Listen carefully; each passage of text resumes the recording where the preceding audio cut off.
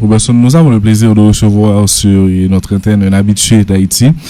Et Jean-Michel Leprince, il est journaliste à la télévision de Radio-Canada depuis 1973 et c'est lui qui avait ouvert, parce qu'il est spécialiste de l'Amérique latine, c'est lui qui avait ouvert le premier bureau de Radio-Canada pour les Antilles et l'Amérique latine à Mexico en 1994. Il a couvert plusieurs crises en Haïti, notamment la dictature et les coups d'État. Il a même couvert le séisme de 2010. Avec lui, nous allons faire le point sur la situation au Venezuela, et caractérisé notamment par la capture du président vénézuélien Nicolas Maduro samedi dernier par les forces américaines et Delcy Rodriguez.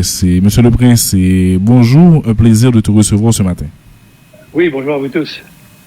Bonjour, Monsieur le Prince. Merci d'être disponible pour nous dans le cadre de cette conversation.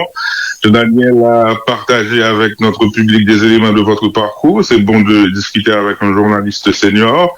On va évoquer bien entendu Venezuela, l'actualité du Venezuela, mais on a l'intention d'aller bien au-delà et évoquer la stratégie de sécurité nationale des États-Unis définie par l'administration Trump. C'est une stratégie inspirée, selon plusieurs observateurs, d'idéaux de la droite dure qui stipule clairement son opposition à l'immigration de masse et de cette stratégie, les États-Unis annoncent également l'application décomplexée de la doctrine de Monroe, résumée en une phrase aux Américains, bien qu'il y ait sur les historiens des altérations à cette doctrine initialement élaborée par Monroe. Le contexte était différent, ça on l'évoquera peut-être, mais selon cette stratégie de sécurité nationale, un document de 33 pages, il y a tout un chapitre consacré à l'hémisphère occidental, donc notre hémisphère, et il y a le corollaire Trump à la doctrine de Monroe. Et ceci, c'est clairement dit, et les États-Unis indiquent qu'après des années, je cite, de négligence, les États-Unis réaffirmeront et appliqueront la doctrine de Monroe afin de restaurer, soulignons ce mot, la prééminence américaine dans l'hémisphère occidental et de protéger notre patrie ainsi que notre accès aux zones géographiques clés. C'est ce qu'il a dit, et ce document-là, le nouvelliste l'a traité, en a fait un article et souligné ce qu'il y a concernant notre hémisphère, l'hémisphère occidental. Et entre ce document, il y avait des éléments d'actualité pour rappeler à nos auditeurs. C'est au tout début de Trump, en janvier 2025, c'est un premier clash autour du canal de Panama. C'est ce qui a semblé être une caprice consistant à renommer le golfe du Mexique, golfe des Amériques. C'est cet harcèlement, selon les Canadiens, consistant à faire du Canada un 51e État américain. Et puis, les événements de ce début janvier, l'interpellation de Maduro, l'opération militaire, l'arrestation de Maduro, et qui est présentée comme law enforcement opération de police, si vous voulez, d'application de la loi. Mais on a compris, avec ce qui a été dit, c'est la même mise sur le pétrole qui est la principale motivation. Et lors d'une conférence de presse, M. Trump a évoqué pétrole au moins 25 fois au cours de cette intervention. Et récemment, cette semaine, il y a eu une sortie de son chef de cabinet adjoint, M. Stephen Miller, qui est l'un des serveurs, un idéologue de l'administration Trump, qui a indiqué clairement que les États-Unis veulent annexer le Groenland et l'option militaire n'est pas écartée de la table. Avec M. Trump, les limites sont repoussées, le droit international est testé, l'architecture mondiale post-45 dépliée, menacée pratiquement d'éclosion. C'est le cas aussi de la globalisation, la libre-échange interconnectée des économies. Avec Trump, on établit des sphères d'influence par la force, notamment dominées par les États-Unis, la Russie, la Chine, des puissances économiques et militaires. Donc, les analystes craignent un risque de conflits mondiaux et aussi des pays de l'Union européenne, membres ou non de l'OTAN, se sont rendus compte de leur grande dépendance économique, militaire et technologique vis-à-vis des États-Unis. Et votre pays, le Canada, le premier voisin, l'allié, l'ami, le partenaire commercial privilégié, est harcelé, et cet harcèlement peut être résumé en deux mots, tarifs et addiction. Donc, c'est un peu ça le cadre général de notre conversation. Mais je suis très tenté d'être circonscrit dans ce qui concerne notre hémisphère, bien entendu, dans un premier temps, avant d'évoquer la chose de sa dimension globale. Mais avant, je voudrais, avec vous, Monsieur le Président, essayer de comprendre comment vous voyez Trump, comment est-ce que vous l'analysez, est-ce que on a pris le temps de bien comprendre Trump qui se définit pour certains en une phrase, soit vous vous alignez, vous acceptez la domination ou vous souffrez. Comment est-ce que votre pays, comment est-ce qu'on comprend Trump chez vous au Canada, Monsieur le Prince? Alors, écoutez, ce qui se passe, c'est quelque chose d'assez extraordinaire, imprévisible. Personne n'aurait pensé qu'on irait on arriverait à ce point-là aussi vite après un premier mandat qui était déjà assez chaotique, mais là, ça dépasse tout en un an à peine. Là, je m'amuserai un petit peu en vous disant que j'ai couvert la fin de la guerre froide, la chute de l'URSS à partir de Washington en 1991. Et après ça, j'ai connu une brève période, plusieurs années, où les Nations Unies fonctionnaient comme elles auraient toujours dû fonctionner. Et il y avait cette phrase du président Bush, père, qu'il répétait sans cesse. Il disait: nous sommes maintenant dans le nouvel ordre mondial. Là, je vous dirais, à mon avis, maintenant nous arrivons avec Donald Trump dans le nouveau désordre mondial. Toutes les cartes sont rebattues, jetées en l'air, et on ne voit pas très bien où elles vont retomber et dans quel ordre. Tout le monde est déconcerté, surpris, choqué. Vous avez fait mention du Canada qui serait le 51e État. Maintenant, on parle du Venezuela, on parle du Groenland. Le Groenland est juste en face du Canada. Il n'y a aucune raison pour qu'il soit annexé par les États-Unis. Ça n'a pas de sens, comme le Canada n'essaierait même pas de le faire. Bref, c'est hallucinant tout ça. Comment est-ce que Trump est lu et compris chez vous au Canada? Très mal, très mal. On ne voit pas de cohérence dans quoi que ce soit. Si on prend le Canada est un petit peu en pause en ce moment. Ça fait un moment qu'il n'a pas parlé du 51e État, mais là, il s'en prend au Groenland tout de suite après le Venezuela. Mais pensons au Venezuela parce que c'est ce qu'il y a de plus chaud encore. C'est le chaud et le froid, c'est le pire, et d'un seul coup, ça change le lendemain. Donc, c'est pour résumer la façon dont je le vois, j'ai couvert beaucoup le Venezuela. Je suis allé souvent sous Hugo Chavez et sous Maduro. J'ai assisté à la tentative de renversement de Maduro en 2019 par Trump dans son premier mandat, qui avait été fait de façon assez rationnelle avec l'implication d'une soixantaine de pays dans le monde, dont ce fameux groupe de Lima, dont le Canada faisait partie, avec Trump à sa tête, et la Colombie bien sûr. Et donc là, il semble vouloir, il a réussi une partie de ce qu'il voulait faire partir Maduro. Il a réussi dans cette opération militaire spectaculaire, faut le dire. Elle a réussi. Mais après, où est la cohérence? Où va-t-on? C'est très, très, très difficile à prévoir. C'est difficile à prévoir. Beaucoup d'analystes et d'observateurs estiment qu'avec M. Trump, les limites sont repoussées. Le droit international est testé. Vous évoquiez tout à l'heure l'architecture mondiale post 45, l'ordre mondial post 45 qui a été mis en place par les États-Unis entre autres. Cet ordre-là est testé et décrit et est menacé d'implosion. Maintenant, dans un monde où il n'y a pas de droit, c'est la primauté de la force, et il n'y a pas de préséance à la justice ou au droit ou à des conventions internationales. Est-ce qu'il faut craindre, au niveau de notre hémisphère, une succession de conflits ou de possibles conflits, Monsieur le Prince?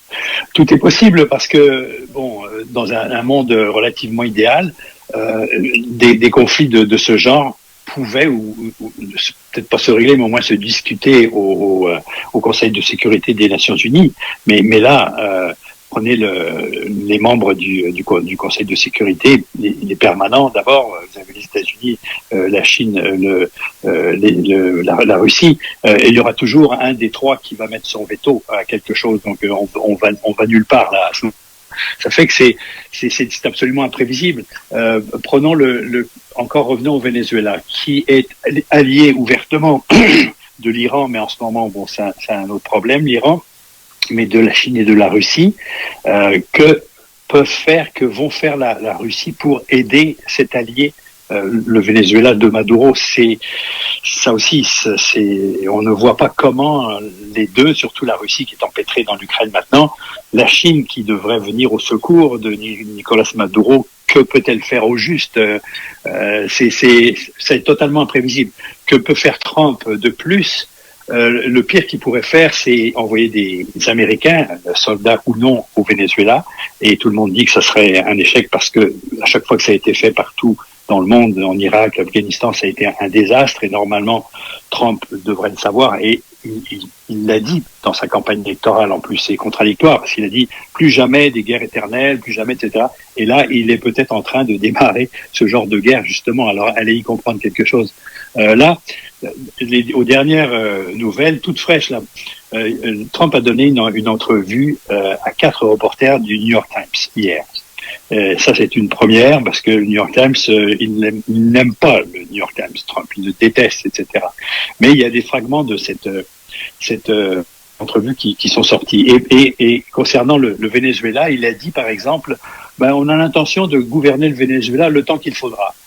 Et alors ça, là, c'est assez incroyable. Mais de quelle façon?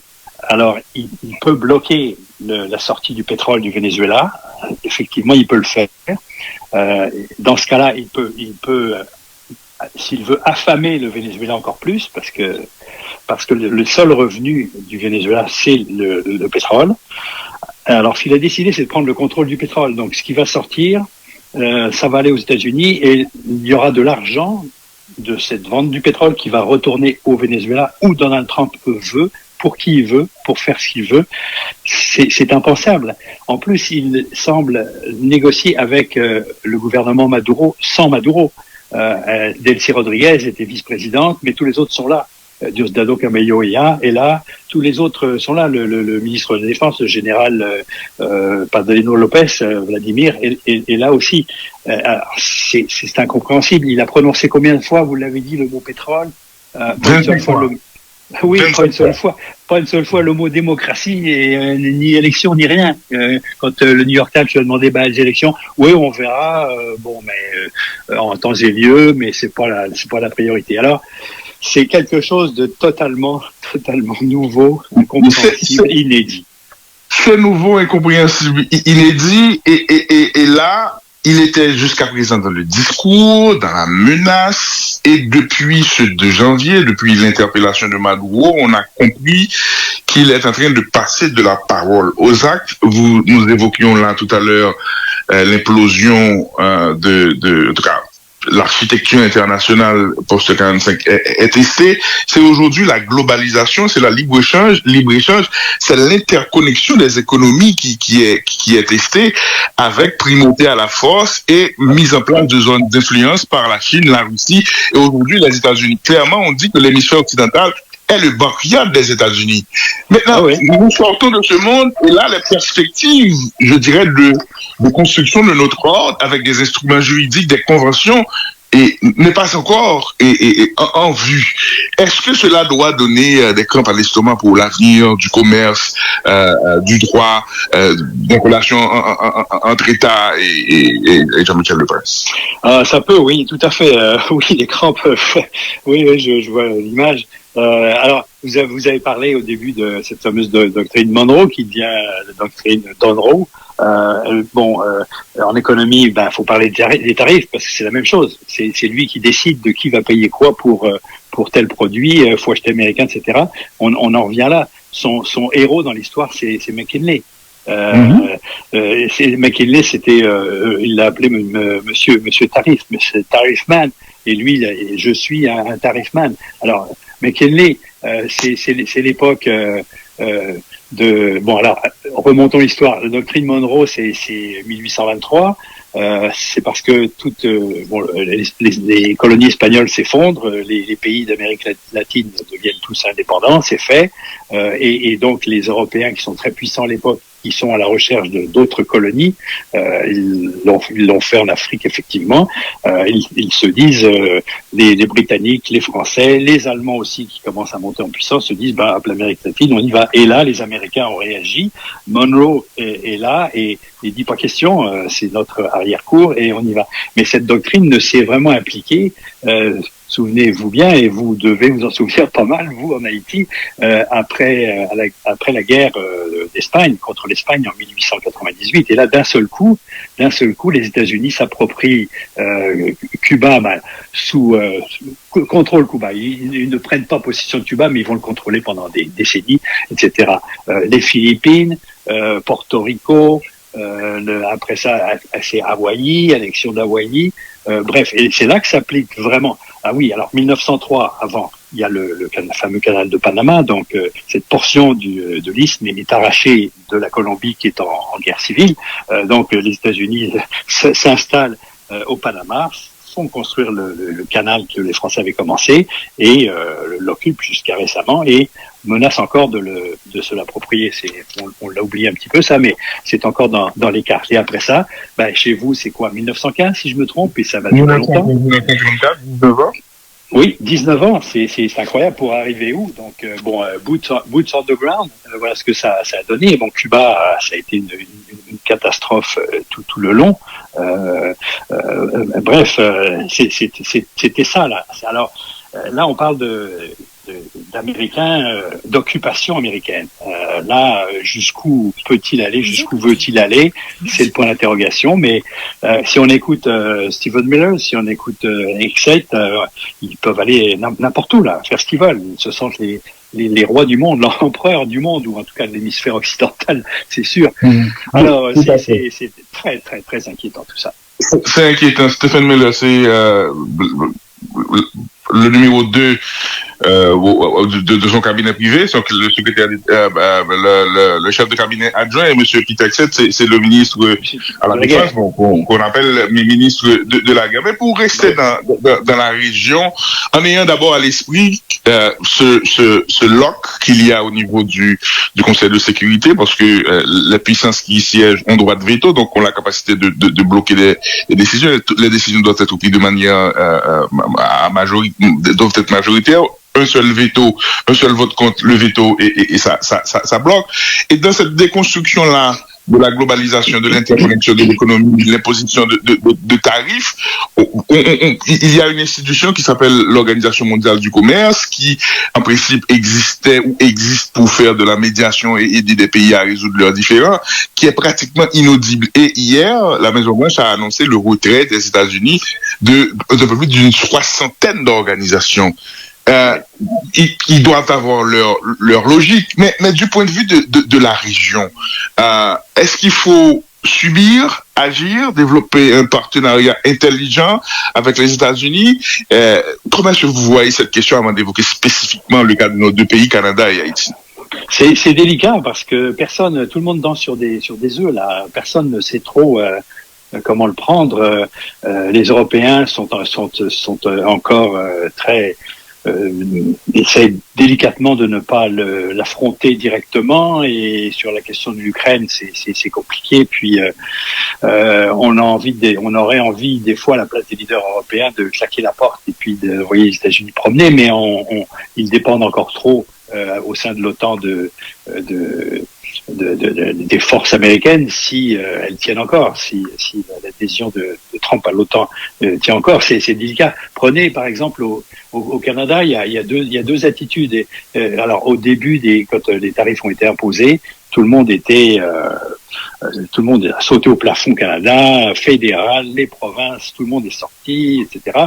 Et ils se sont rendus compte à un moment donné que c'était pas productif. Parce qu'il se faisait coller encore d'autres tarifs à chaque déclaration incendiaire ou des contre-tarifs. Il se faisait imposer des contre-tarifs. Bref, ça n'allait nulle part. Alors, c'était Trudeau. Là, c'est Mark Carney.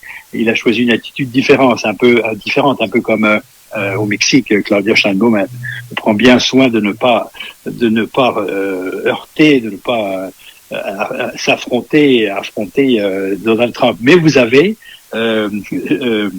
Doug Ford, le premier ministre de l'Ontario, je ne sais pas si vous avez vu ça passer. Là, le premier ministre Mark Carney a dit à un moment donné, on avait presque un accord sur l'acier et l'aluminium, et d'un seul coup, Doug Ford sort cette publicité avec des extraits d'un discours de Ronald Reagan sur le libre-échange, justement, sur la nécessité de maintenir des alliances commerciales. Et c'était vrai, c'était Reagan à l'époque, qu'on ne peut pas accuser d'être très à gauche, totalement contraire à la doctrine Trump de tarifs partout. Et là, Trump voit la pub, il dit c'est bien, puis après ça, quelqu'un lui fait remarquer oui, mais la pub s'attaque à vos tarifs. Et alors là, le scandale, Trump se retire du début d'accord qu'il y avait avec le Canada. Alors vous avez cette attitude de Doug Ford de résistance et d'imposition de mesures. Il voulait couper l'électricité à l'État de New York, par exemple. Et vous avez le Premier ministre du Canada, puis les autres provinces, l'Alberta en premier, qui continuent à essayer d'apaiser Trump, surtout ne pas le fâcher, et puis on verra ce qu'on veut. Alors, on ne sait pas comment réagir, on ne sait vraiment pas comment le prendre, parce que ça ne tient pas debout, c'est incohérent. Un jour c'est blanc, le lendemain c'est noir, ça change de direction à tout moment, c'est l'improvisation, c'est... qui a dit ça, un des conseillers de Barack Obama qui a dit ça, c'est un gouvernement qui improvise tout le temps, et c'est l'impression que ça donne, à commencer par le Venezuela. Où s'en va-t-on au Venezuela? Aucune idée. Maintenant, oui, les frères. Oui, une minute avant d'avancer sur votre point. On a constaté que depuis ce deuxième mandat de M. Trump, les relations commerciales, on l'avait évoqué, sont pour le moins tendues entre les Américains et le Canada. Est-ce que cette mainmise des Américains, bien entendu, sur le pétrole vénézuélien ne va pas, je dirais, compliquer un peu plus la situation commerciale du Canada, qui est, on doit le rappeler, un grand exportateur de pétrole vers les États-Unis? Oui, c'est possible, ça a été évoqué, mais parce que le pétrole vénézuélien en partie ressemble beaucoup au pétrole lourd canadien des sables bitumineux de l'Alberta. Là, on parle de la ceinture de l'Orénoque, et c'est le même genre de pétrole très lourd, difficile à exploiter, difficile à raffiner. Et puis mais le pétrole canadien s'en va vers le Midwest américain, le pétrole vénézuélien s'en va vers le Texas, le golfe du Mexique, où il y a des raffineries. À l'origine, il y avait des raffineries vénézuéliennes. Notre Citgo appartenait au Venezuela, puis ça a été saisi par les Américains, donné à l'opposition, puis là c'est en train d'être vendu, Citgo. Donc, mais il y a des raffineries américaines qui sont spécialement adaptées pour le pétrole vénézuélien, et les États-Unis ont encore besoin de pétrole vénézuélien pour faire marcher ces raffineries-là. Ils en ont besoin. Alors là, les spécialistes, je les entends depuis plusieurs jours, disent oui, ça affecterait le marché canadien, mais peut-être pas beaucoup, pas tant que ça, peut-être 4% du marché, ou que plutôt 400 000 barils, 400 000 barils sur 4 millions de barils par jour à peu près. Donc ça serait une marge. Maintenant, les États-Unis, Trump, pour le pétrole vénézuélien, demain, il doit rencontrer les majors, les grosses compagnies américaines pétrolières, pour justement parler de ce qu'il faut faire au Venezuela. Lui, il voudrait qu'elle retourne au Venezuela, puis qu'elle se remette à exploiter le Venezuela, mais il faut reconstruire complètement l'industrie qui est tombée en ruine depuis 2014, en fait, même avant, sous Hugo Chavez avait commencé à tomber par négligence, par corruption. L'argent est siphonné par le régime. Les profits du pétrole, qui sont les seuls revenus pratiquement, à part la cocaïne et puis les trafics d'or, etc. Et donc, reconstruire cette industrie, là on parle de 100 milliards de dollars d'investissement pour revenir à un niveau de 3 millions de barils par jour, ce qui était le cas en 2010-2012. Et alors là, c'est 100 milliards de dollars sur quoi? 5 ans? 10 ans? 15 ans? J'ai vu 15 ans ce matin. Est-ce que les compagnies américaines, qui sont des compagnies privées, qui sont là pour satisfaire leurs actionnaires, ont envie d'investir autant d'argent dans une industrie qui est en ruine, avec un régime qui n'est pas stable? Les compagnies, elles veulent travailler dans un environnement qui est stable. Et c'est loin de le cas loin d'être le cas au Venezuela, surtout si Trump continue à négocier avec les chavistes au pouvoir. C'est totalement instable. Alors, je vois pas trop comment ça peut arriver. En plus, il y a du pétrole partout. Les Américains produisent et exportent du pétrole comme jamais. Vous avez, pas loin du Venezuela, vous avez le Guyana qui produit 1 million de barils de pétrole par jour. C'est plus que le Venezuela. C'est un petit pays, tout petit pays. Et vous avez le Suriname qui est en exploration sur le même gisement. Le Brésil, au-dessus, qui est aussi en exploration pour le même gisement au large de l'Amazonie. Ça a créé un petit scandale à la COP 30, par exemple. Et vous avez le Brésil qui en produit encore au sud sur le même gisement, mais plus au sud, au large de Rio et São Paulo. Il y a trop de pétrole. Vous avez le pétrole illégal iranien qui circule, le pétrole russe aussi. Alors, est-ce que ces compagnies-là vont avoir envie d'investir au Venezuela? Moi, j'ai des grands doutes. Et si c'était le cas, ça se ferait sur combien de temps? 10 ans, 15 ans, 20 ans? Trump ne sera plus là. Des grandes compagnies américaines ont récemment effectué des investissements pour pouvoir faire l'extraction et le raffinage de pétrole, notamment et chez vous au Canada. Donc certains spécialistes sont sceptiques par rapport au volume d'investissement, le temps, les retombées et les coûts et les opportunités. Ce sont des éléments qu'il faut également prendre en compte, M. le Prince. Oui, bien sûr. Tout ça, c'est les coûts, c'est important. C'est contradictoire. Trump, il veut que le prix du pétrole baisse. C'est déjà très bas. Là, pour l'instant, il n'y a qu'une compagnie qui a envie d'investir dans un grand projet quelque part. Le prix est trop bas. Donc là, il veut faire encore baisser le prix en prenant le contrôle du pétrole vénézuélien.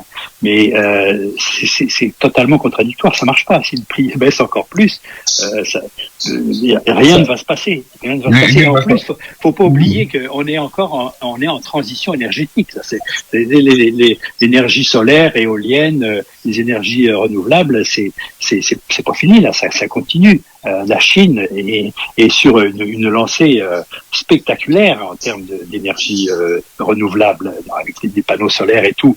La Chine va pas s'arrêter du jour au lendemain, d'autant plus que le pétrole, ça ne l'arrange pas beaucoup. La Chine n'a pas de pétrole, donc elle cherche autre chose. Alors ça ne tient pas debout, si vous voulez mon avis. Tout à fait. Maintenant, un retour, c'est pratiquement un retour à pratiquement 50 ou 60 ans, et vous l'avez évoqué. Maintenant, par rapport au Canada, un mot, c'est l'imprévisibilité de l'administration Trump, mais le reste de l'hémisphère, c'est le Mexique, c'est vous, bien entendu, c'est l'Argentine, c'est le Brésil, ce sont des économies importantes, c'est aussi un hémisphère qui est traversé par la politique et par des courants idéologiques. C'est un hémisphère aussi qui a eu son vécu, son ressenti, son rejet aussi de l'impérialisme et de l'expansionnisme. Est-ce que, en prenant compte de l'histoire de l'hémisphère, particulièrement des pays latino-américains, de leur vécu, est-ce qu'il ne faudrait pas avoir des craintes quand on entend, par exemple, Gustavo Petro dire qu'en 1989, après la signature de cet accord de paix, je m'étais promis de ne pas toucher à une arme, et aujourd'hui, par rapport à ce que fait et dit M. Trump, et là, je suis en passe de renoncer à ce serment. Au niveau politique, idéologique, quels sont les risques de ce retour de l'impérialisme, de cet expansionnisme décomplexé de l'administration? Les risques, ils sont partout. Alors, pour revenir à Petro, là, entre le moment où Trump a dit le prochain, ça pourrait être Petro, il l'a dit clairement, je crois que c'était samedi ou dimanche, eh bien, hier soir, il a eu, pendant l'entrevue qu'il donnait à 4 journalistes du New York Times, il a eu et c'est lui qui a appelé, c'est Trump qui a demandé à parler à Gustavo Petro. Il l'a fait, il était en route pour la grande manifestation à Bogota, qu'il a quitté quelques moments pour prendre le téléphone et parler à Donald Trump. Ça a duré 1 heure. Et là, d'un seul coup, les deux sont devenus amis pratiquement, sont mis à parler de façon très très constructive. Petro lui aurait expliqué comment ça fonctionne, la production de cocaïne en Colombie. C'est pas facile de contrôler tout ça, et Dieu sait s'il a essayé de le faire. Et là, il a reçu en retour une invitation à la Maison Blanche. Ça fait que bon, ça y est, d'un seul coup. Ils se sont rabibochés. Mais comment ne pas savoir Parce que la Colombie, dans la région, a été l'un des pays à avoir le plus bénéficié de la coopération militaire, notamment dans la lutte contre le narcotrafic.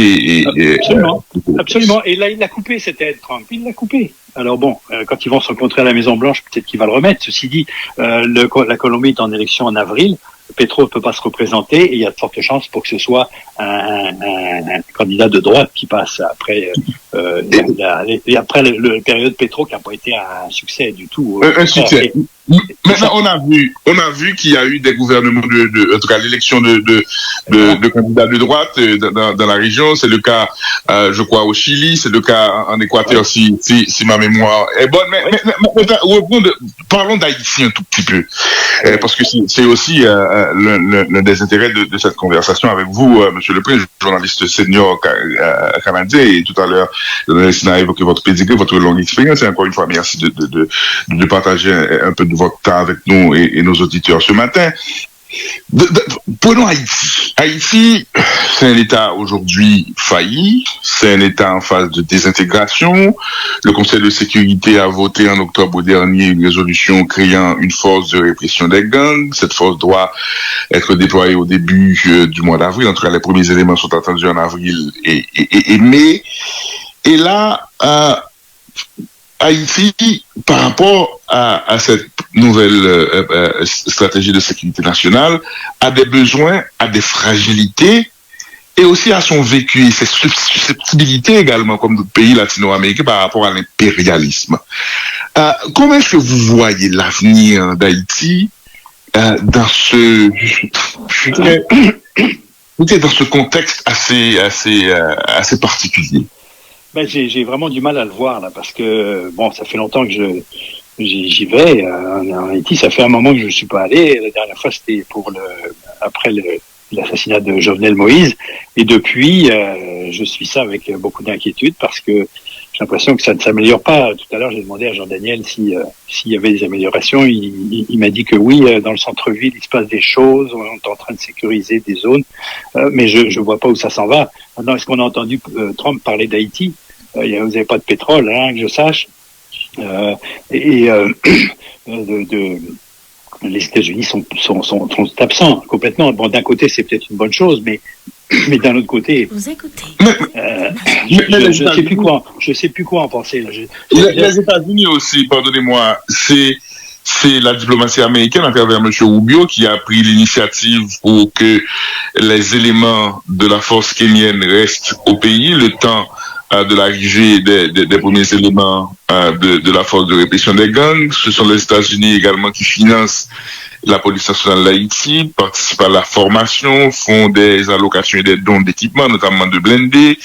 Ce sont aussi les États-Unis qui, au niveau diplomatique, ont pesé pour que le Conseil de sécurité vote cette résolution créant la force de suppression des gangs. Et c'est encore l'administration américaine qui a pris son bâton de pèlerin pour s'assurer qu'il y ait contribution de troupes, de ressources pour mettre en place cette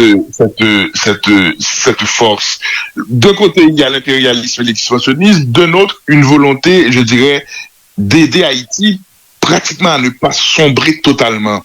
Comment analyser tout ça? Et du côté haïtien, qu'est-ce qui serait souhaitable et souhaité pour être, je dirais, efficace et intelligent, nous autres haïtiens, par rapport à ce qu'il faut faire pour sortir de cette vulnérabilité dans laquelle nous nous trouvons? Sincèrement, je pourrais pas vous répondre. Là, vous m'apprenez des choses sur le rôle des États-Unis en ce moment parce que c'était très discret pour nous ici au Canada. Ça se rend pas bien. Je décèle un certain progrès dans le maintien de l'ordre chez vous. Ça, c'est une bonne chose. Maintenant, la suite, je ne sais pas. J'avoue que Haïti me déconcerte de plus en plus. J'avais l'habitude de dire plus je vais en Haïti, moins je comprends. Donc, je comprends. Maintenant, une dernière question, comme je l'avais dit, d'un point de vue, je dirais, plus global pour refermer cette conversation. On a évoqué tout à l'heure la situation, mais vraiment extrêmement délicate des Européens. Une dernière question, Robertson. Ok, parfait. On a évoqué la situation extrêmement délicate des Européens qui sont dépendants politiquement, pas politiquement, qui ont une dépendance militaire, technologique. vis-à-vis des États-Unis. Il faut souligner que le dollar reste la monnaie de référence. Les États-Unis est en pointe partout, mais les États-Unis, c'est celui qui est le world banker, si on peut utiliser cette expression, ce qui leur donne une certaine prédominance et une hégémonie économique. Dans ce contexte-là de menace sur Groenland, et j'ai vu un certain niveau de contre-attaque, de pushback d'éléments du Congrès par rapport à la sortie de Stephen Miller en interview avec Jake Tapper cette semaine, qui n'avait pas écarté l'option militaire pour faire mainmise sur Groenland parce que les États-Unis ont besoin de Groenland. Il y a cette sortie du Danemark qui dit non, si vous faites ça, ce sera une ligne rouge, et Carnet, votre Premier ministre, a apporté sa solidarité avec le Danemark. Et des gens craignent aussi un effondrement de l'OTAN en cas d'agression du Danemark. Ouais. Est-ce que, au final, nous sommes dans un monde où, avec les États-Unis, il y a beaucoup de tests, de limites, et quand il y a des pushbacks, des contradictions, il suravise, et c'est comme ça qu'il va falloir appréhender les relations internationales durant le reste de l'administration Trump, le prince. Oh, écoutez, si on pouvait conclure, moi je dirais une chose, que la solution se trouve aux États-Unis. Il n'y a pas d'autre façon. Aucune région, aucun pays n'a assez en ce moment de force, de volonté. D'abord, tout le monde est surpris tous les jours par ce qui se passe, donc on n'a pas le temps de réagir. Et c'est pareil, à mon avis, aux États-Unis pour les démocrates. Ça va trop vite et ça va dans tous les sens. La prochaine échéance, c'est quand même bientôt, c'est les élections de mi-mandat. Il faut que les démocrates fassent des percées. Idéalement, on reprenne les deux chambres de façon à mettre un frein à tout ce désordre déclenché par Trump. Je pense que c'est ça qu'il faut voir. L'autre élément qui serait intéressant de surveiller, c'est l'Ukraine. Là, ça fait 1 an, à mon avis, Trump aurait pu aider les Européens à mettre un terme à la guerre en Ukraine s'il avait consenti à continuer à aider militairement l'Ukraine à la hauteur de ce que Biden a fait, même plus, parce que Biden n'a probablement pas fait assez. Là, il faut que la guerre en Ukraine se termine pour que on ait le temps de voir ce qui se passe ailleurs. Que les Chinois, par exemple, aient le temps de voir ce qu'ils peuvent ou ne pas faire avec Taïwan, par exemple. C'est un test, l'Ukraine. On a tendance à l'oublier, mais c'est vraiment important. Là, l'Ukraine ne peut pas perdre cette guerre. Et là, Trump, on le sent pas là-dessus. Un jour, il est pro-ukrainien, le lendemain, il est pro-Poutine. Et donc, là, il a l'air de pencher du côté des Européens et de l'Ukraine, un peu. Mais c'est une des clés de l'ordre mondial, s'il doit y en avoir cette guerre en Ukraine, parce que cette guerre a mis la pagaille partout, là. Tous les pays sont en train de se militariser. Tout cet argent qui va s'en aller à acheter des armes, des avions, etc., ça va servir à autre chose. Et voilà, ça a commencé par l'invasion par Poutine. On a tendance à l'oublier, là. Alors, je reviens sur mon idée de désordre. Il faut mettre de l'ordre là-dedans, et ça passe par, à mon avis, une certaine perte de pouvoir de Donald Trump qui se croit l'empereur du monde ou l'empereur de l'hémisphère, et il faudrait tempérer un peu ses ardeurs et mettre un petit peu de rationnel dans la politique américaine, parce que pour l'instant c'est n'importe quoi. Bon, maintenant, terminons avec les relations du Canada avec son grand voisin du Sud. Dans cette rhétorique de Donald Trump, la rhétorique j'ai besoin, les États-Unis ont besoin du Groenland, du pétrole et du Venezuela et du canal de Panama. Ne craignez-vous pas que bonjour Donald Trump affirme que les États-Unis ont besoin de l'eau du Canada, par exemple? Oui, ça circule, mais ça circule depuis longtemps. Déjà, quand on négociait l'accord de libre-échange sous Reagan avec Mulroney, on se disait ils veulent notre eau, etc. Oui, c'est pas impossible. Il y a les Grands Lacs, les eaux des Grands Lacs, c'était la grande réserve de l'Amérique du Nord. Les eaux sont partagées. Normalement, c'est 50-50. Il pourrait en décider autrement, mais là, il va se heurter une grande résistance du côté du Canada. Donc, oui, on peut craindre tout ça, c'est sûr. Mais on en est là. Mais vivre dans la crainte, c'est pas bon pour la santé. Et puis en ce moment, c'est ce qui se passe pour tout le monde. C'est pas bon, ni pour la santé, ni pour l'économie. Exactement, exactement. Voilà. Monsieur le Prince, Écoutez, merci beaucoup de votre grande générosité et disponibilité. pas de problème, je suis bien content de vous avoir parlé. Et puis, bonne journée, puis bonne année, on en a besoin. Allez. Nous faisons la meilleure.